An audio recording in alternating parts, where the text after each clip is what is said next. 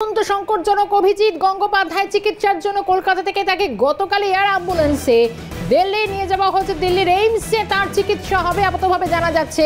কয়েকদিন ধরে কলকাতায় একটি বেসরকারি হাসপাতালে ভর্তি ছিলেন অভিজিৎ গঙ্গোপাধ্যায়। তমলুকের বিজেপির সাংসদ হঠাৎ করে এই শারীরিক অবস্থার এতটা অবনতি, আপাততভাবে দিল্লি নিয়ে যাওয়া হয়েছে। অত্যন্ত সংকটজনক পরিস্থিতি। আর একটু বিস্তারিত জানবো, ইন্দ্রাণী রয়েছেন আমাদের সঙ্গে। ইন্দ্রাণী, গতকালই দিল্লির এইমসে নিয়ে যাওয়া হয়েছে, সেখানে তার চিকিৎসা হবে। আপাততভাবে কি অবস্থায় রয়েছেন অভিজিৎ গঙ্গোপাধ্যায়? দেখো, গতকাল রাত 10:30 নাগাদ দিল্লি এসে পৌঁছায় অভিজিৎ গঙ্গোপাধ্যায় ফ্লাইট, এবং তারপর সেখান থেকে তাকে সোজাসুজি এইমস হাসপাতালে নিয়ে এসে এমার্জেন্সিতে ভর্তি করানো হয়।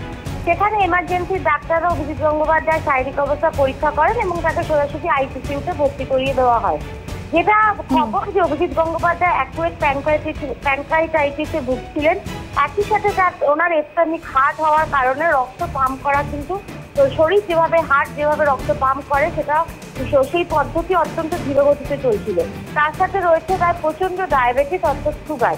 এই তিনের যে যোগসূত্র, এর ফলে শরীরে আরো অনেক রকম সংক্রমণ তৈরি হয়ে গিয়েছে।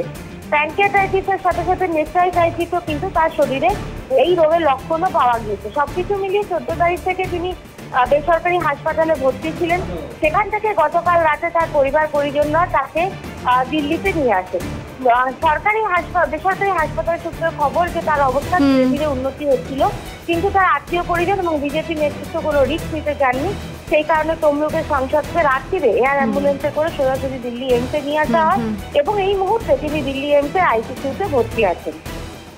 ইন্দ্রাণী, বেশ, আপাততভাবে পরিস্থিতি থেকে নজর রাখো। তার শারীরিক অবস্থার আরো আপডেট আমরা অবশ্যই পরবর্তীতে নেব। ইন্দ্রাণীকে ধন্যবাদ জানাবো।